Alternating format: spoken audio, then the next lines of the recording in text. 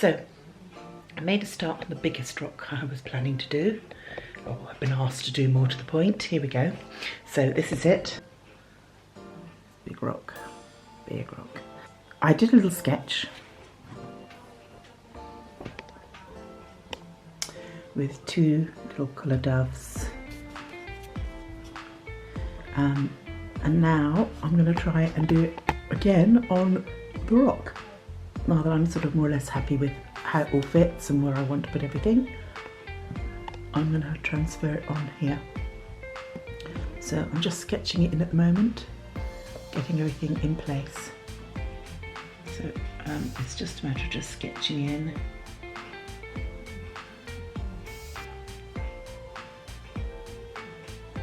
All the different flowers she wants on it. Now, originally she did say chrysanthemums, but I just felt that chrysanthemums didn't really go with all the spring flowers, so I swapped out the chrysanthemums and kept it all spring flowers, and I put in some forget-me-nots because that's for remembrance, hence the name.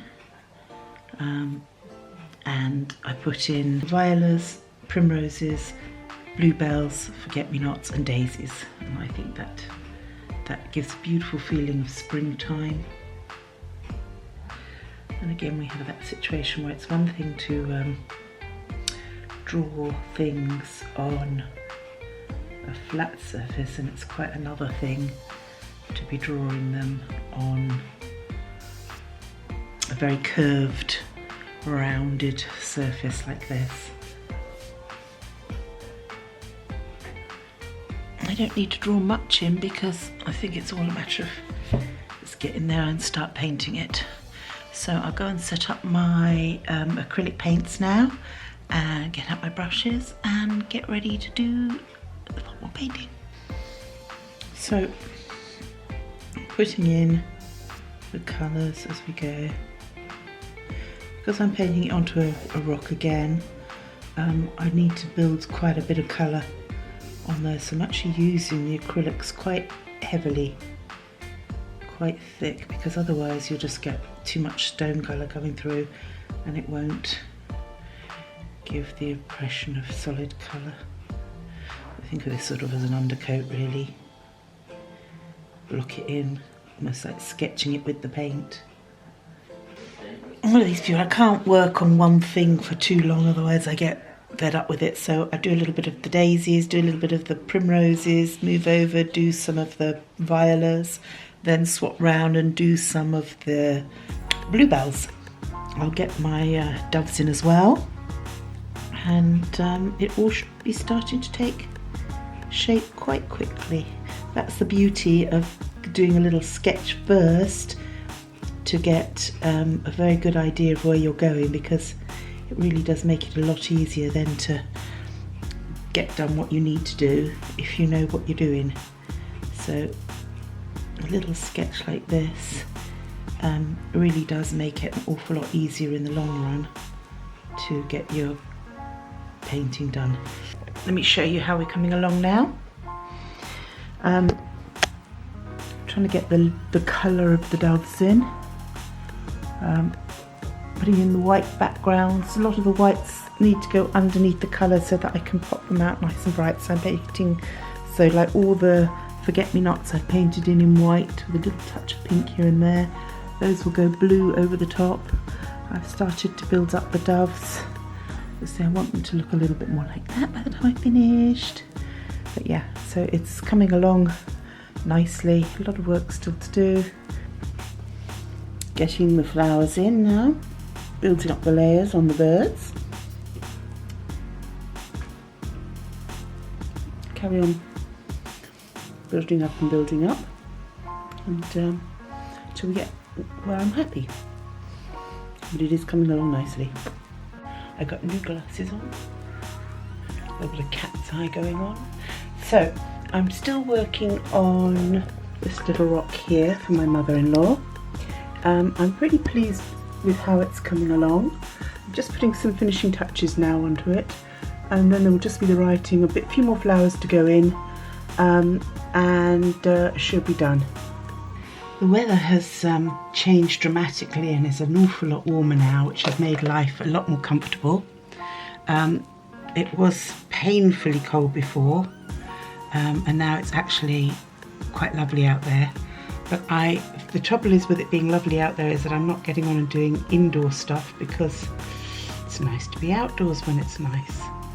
So I need to just get a little bit further on with this. The family took all the other stones that I'd done down to the graveyard, so they've gone to be on their graves. But this one isn't for any time soon. Which obviously with time colours do fade a little anyway, so you can always afford to be a little bit more generous with your colour. So I'm upping the colour. Give my little doves a little bit of a blush on their cheeks. I think I sort of need to prop this up. I'm just wondering how I can, just so I can get these little bits of detail onto this wing here. Get a yellowing undercoating on that and then get plenty of white on the top of it. Then I think maybe some violets, but I'm not sure, maybe the more violets. We've got to definitely need more violets. And we'll just have to go with it, go with the flow, see how this turns out. It's more yellow over the top, but you've got to do these layers, otherwise it just, because it's stone, the colour of the stone just eats up the colour of the paint. Putting a little bit of the deeper orange into the centre of the flowers. I'm going to work out my foliage.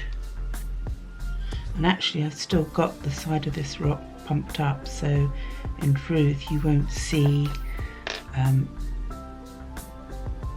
all the stuff I'm putting in here. It's just that I like to, take it around the edges a little bit. But once I take it off the packet, it'll drop down a little bit and it'll just be an edge. But I want it to look nice all the way around. Right, so now I'm on to the final part where I'm actually writing their names onto it. I've done it in blue because I think there's a lot of blue in this and I think it'll bring out, but then I'm going to go over it in the black just to pop it right out. Again, not so easy writing on a bumpy rock, but we'll do our best.